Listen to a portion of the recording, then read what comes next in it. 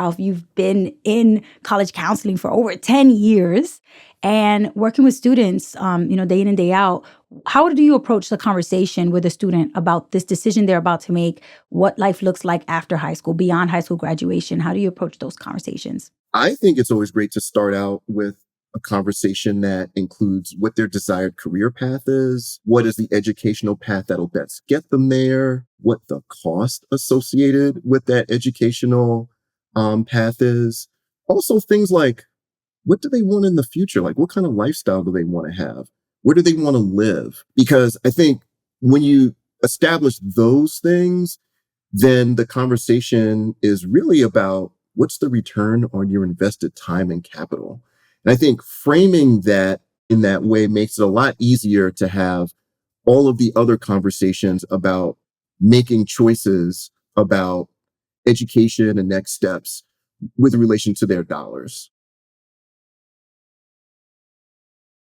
Now, but when you say college, I think a lot of people just kind of think of it as this one big bucket term, like this umbrella Mhm. term. But there's a lot more to college. Like there's different types of colleges.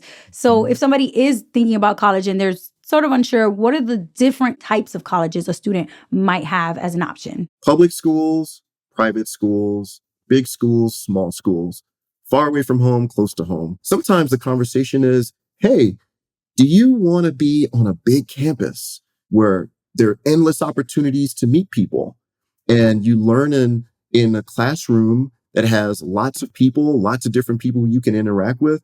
Or do you learn better in a smaller environment where you're more likely to know your professors and you can get that individual attention, where you might know everybody in your class? Are you really looking to get farther away from home or stay closer to home? So there's some financial considerations. There's what you want to study considerations like the academics. There's the social fit. These are all some things that you can really think about when you're choosing a school. Can you talk about the pros and cons also of like community college? Like what might a student not, pay attention to that could potentially be a benefit of considering community colleges, which maybe it had not been on their radar? I'm actually a huge fan of community colleges for a few different reasons. It's going to be an opportunity to get a 2-year degree, associate's degree, at a very low cost in comparison to your typical 4-year college. There are some people who then take that associate's degree and then use that to work, like work in IT or to work in entry level sort of medical field. So you find that at community colleges and you find it at a fraction of the cost of what it would cost at a 4-year school. But here's the other thing that I really like about the community college option. Many community colleges have agreements with 4-year schools that say, as long as you take a specific set of classes, it will automatically admit you to this 4-year school.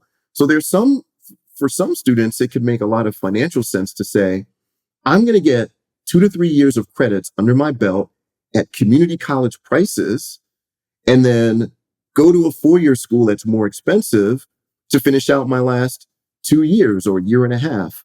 And in that way, you can save a lot of money by going to the community college before Right. going to the 4-year school. A downside with community college that I have seen, the completion rates for community colleges can be lower than comparable 4-year schools. And so I think it's really important to, assess how much support is available from that community college, and look at whatever completion rate data is available for the schools you're considering, so that you can choose a school that is likely to support you through completion of your degree.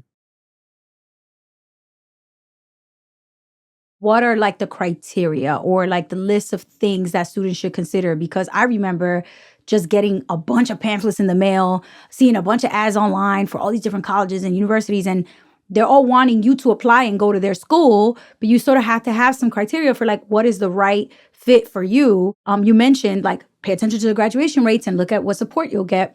What else? What are some other criteria that students should pay attention to? I think affordability is a huge one. And every school on its website will have what's called a net price calculator. And I think that's a really great way to assess whether it's something that you can afford.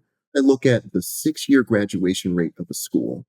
And I like to see when that number is 70% or higher. The higher the graduation rate, the higher the likelihood is that that school provides the type of support that enables students to graduate. Another thing that I like to look at is the percentage of need met financial aid provided by the school. I like when that number is as close to 100 as possible, because what that means is the school will make sure that you get every dollar you need to be able to attend that school. I like to look at the alumni giving rate. The alumni giving rate of a college can give you a sense of how satisfied people were. Like if you went to the college, you spent all of this money to go there, and then you decide to give money once you're gone, it means that the school really treated you well. It means that something about the experience was really special for you. It's also important to look at what are the most popular majors and whether the school offers some of the degree programs that you might be interested in. Last thing that I sometimes look at too is just what are the demographics of students? Where do they come from? What do they look like? Because I think that can sort of help you determine whether or not you'll feel at home on that campus.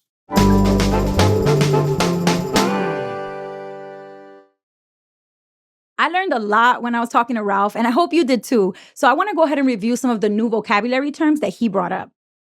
Graduation rate. This is the percentage of students who complete their degree within a specific time frame. Ralph mentioned the 6-year graduation rate, which means how many students graduate within 6 years. And this is a really good measure of how much a school is supporting their students. Net price. This is the total actual cost that you'll pay for something after all the different fees and discounts have been accounted for. So when we're talking about the net price of college, that would be tuition times 4 years or however long it's going to take you to graduate, plus your room and board, the cost of your textbooks, and then minus any grants or scholarships that you might be awarded. Now, if you take out loans, then don't forget to consider the interest you will have to pay on that too. It sounds a little complicated, but luckily there are net price calculators available online, which you can use for free. FAFSA, free application for federal student aid. This is a form that you fill out to determine how much your family can afford to pay for college. We're going to be talking about this a lot more in the next episode, so make sure you come back and check that out.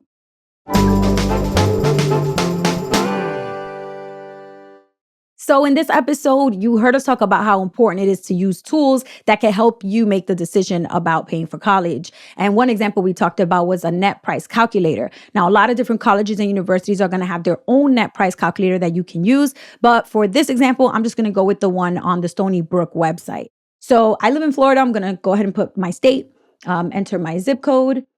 Here, it's going to ask about citizenship status, if you're independent, which means financially you are taking care of yourself and not under your parents. I'm going to go ahead and put no for that. Housing status, I would want to be on campus. And then they're going to ask for academic information. I'm going to put my 3.6 GPA, go me. College entrance exams, you can either put both the ACT and the SAT or just choose the one that you took. I'm selecting SAT. For my score, I'm going to just drag down and put the score that I got on the SAT. Now, when you get to the next section, past academics is going to start asking you about your family situation. I'm going to go ahead and put my 2 younger brothers, me, my mom and dad. That's 5 people. My parents' marital status is married, but the number of working parents in my home, only my dad works, not my mom. So I'm going to change that to 1. All right, so then scroll down, and this is just extra information about you and your academic track record. I'm just going to put no and move on to financial data. So this is really important here because a lot of people tend to think that if they don't have all the details of their financial situation or if they haven't gotten information from their parents yet, that they can't use the tool. But that's not true. You can still try it with no financial data. I'm going to go ahead and put limited family and financial data, which is just putting in basics like income and asset data. But the best case scenario, honestly, is if you spend a little more time here and you answer all the 70 questions where you give them a lot of details about your family's situation. That's if they have a family business, if your family owns a home, all of these things will give them more details so that your estimate could be even more accurate when you use this tool. So now I can kind of come down here and it's going to ask, and this is optional, if you want to share your details with the university or the college that you're using the tool from. If you're going to use this tool and you do intend to apply when you're done using the tool, then feel free to click on please share my information with the university. All right, now I'm done. I'm going to hit submit and let's take a look. Amazing. Okay, so right away, there's a lot of information. So let's just talk about the different parts. So in this case, it's $53,002 per year. All right, so let's go down to what we're getting here. With the merit scholarship here, I'm basically, they're estimating that I'm going to get $11,000 for that scholarship. And then that brings the net price down from $53,000 all the way down to $42,002. So that's much less than what I first saw right away when I scrolled down. But there's still more options for me to consider here. First thing is work options, which is doing a work study program or working as a student. That is estimating $3,000 a year that I can put towards my tuition. And then they're also estimating the different amounts of loans available from the federal government. So federal direct subsidized loan and federal direct unsubsidized loans add up to $5,500 each year. So if I combine that with the amount that I'm getting from scholarships and aid and work study, all in, I would basically be lowering the 53,000 that I first saw all the way down to about $33,502 per year. So it's about $20,000 of a difference. And that's a big amount. That's huge. Instead of me feeling like I have to come up with everything myself when I look at that sticker price, this is giving me a much better estimate of the fact that it's going to be lower than I first thought. Now, all the way on the right side, I want to scroll a little bit up because there's a really cool, colorful little chart here that shows you exactly that information that I just talked about. So right here, I can see that green piece is money I have to come up with. That could be additional scholarships that I apply for. That could be other loans that I get. That could be money that I come up with from my family and my friends. Maybe I start a GoFundMe. Maybe I work more hours over the summer and during the year part-time to come up with extra cash. I have to come up with creative ways and, work to come up with that amount, but not the sticker price amount that I first saw. All right. And then the last thing that you could do when you scroll down is there's more information about the financial aid office for the specific university that you're using the tool for. So if you already know that you're really invested and you like that university or that college, reach out to their financial aid office. Let them know that you're thinking of applying and ask any questions that you might have. Ask them for tips about how you can better prepare for the financial aid situation that you're going to need in attending this college if you choose to go there. So all of this stuff is there. It's free to use. And as you can see, it probably will only take you like 15 minutes of your time. So it's definitely worth it. And as a reminder, we did all of this just looking at the Stony Brook University net price calculator, but every single college or university will have a different tool that they've created their own net price calculator. So this was just to give you a quick example, but obviously you want to do your research and look up the tools that align with the colleges and universities that you're interested in applying to.